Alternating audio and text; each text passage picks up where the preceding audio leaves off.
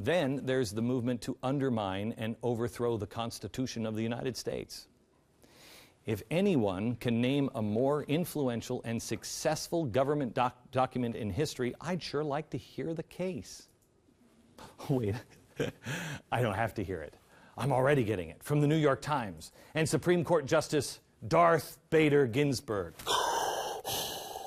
She was in Egypt, and what United States Supreme Court Justice, he doesn't hang out in Egypt in the middle of a revolution. Anywho, she was asked whose constitution Egypt should model their constitution after. Hint, United States, say the United States. No, that's not her answer. Here's her answer. I would not look to the U.S. Constitution if I were drafting a constitution in the year 2012.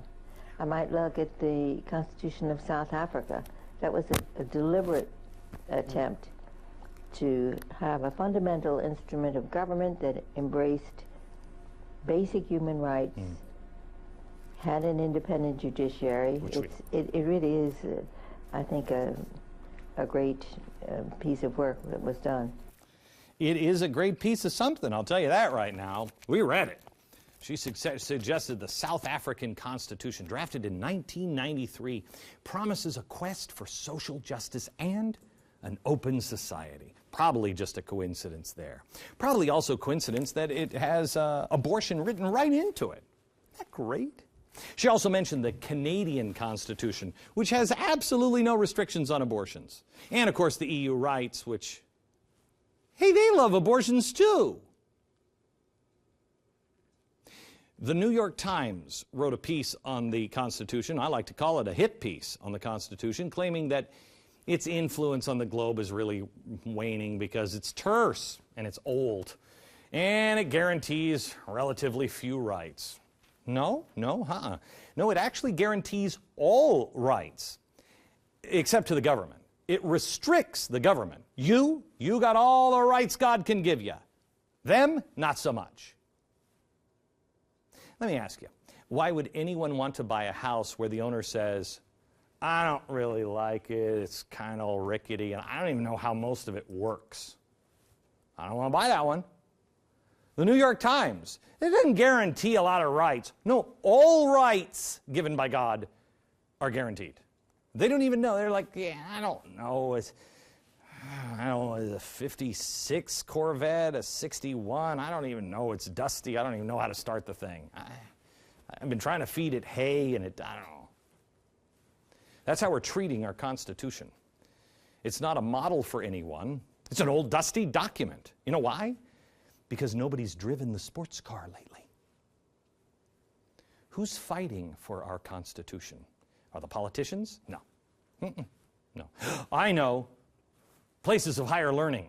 Yes, the professors. Oh, no, nope, they're not either. I got it. The State Department. No, I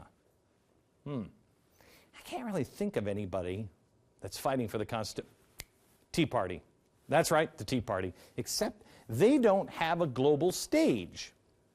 So they can't hold up the Constitution, say it's great, and even if they could get on TV and hold it up for the whole globe to see, which they will soon, they can't really show that it has any use because we haven't let it shine in at least the last 20 years, and I contend in the last 100 years. But the New York Times thinks we should get a new one, newer and even sexier. Ooh, really? When I think of the Constitution, I do try to think how sexy we can make it. Maybe we could wrap it in a thong from Brazil. That'd be sexy. It'd be nice if we could laugh this off as some crazy media dolt, but no. It's the New York Times echoing a Supreme Court justice who's there to protect and defend the Constitution, and she's trashing the Constitution. And remember, these sentiments all echo President Obama's new view that the Constitution is great and everything, but it's deeply flawed. Listen. Generally, the Constitution is a charter of negative liberties. It says what the states can't do to you. Yes. It says what the federal government can't do to you, but it doesn't say what the federal government or the state government must do on your behalf. I think it is an imperfect document, and I think it is a document that reflects some deep flaws in American culture. Aren't you glad he's the President of the United States? We don't even know what the United States even is anymore.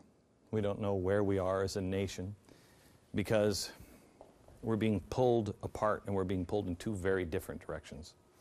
And one direction will lead us to more freedom, the other to increasing restrictions on personal liberty, and we've seen how that plays throughout history. And this time it could play out much, much worse and much faster. Where is our Lincoln?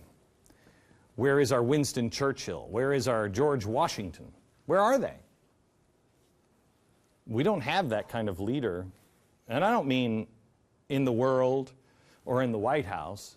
I mean, where are they in everybody's house? In every American house, where are they? If we don't train them, if we don't become them ourselves, we're going to head right smack to the gates of hell and into catastrophe. So where are they?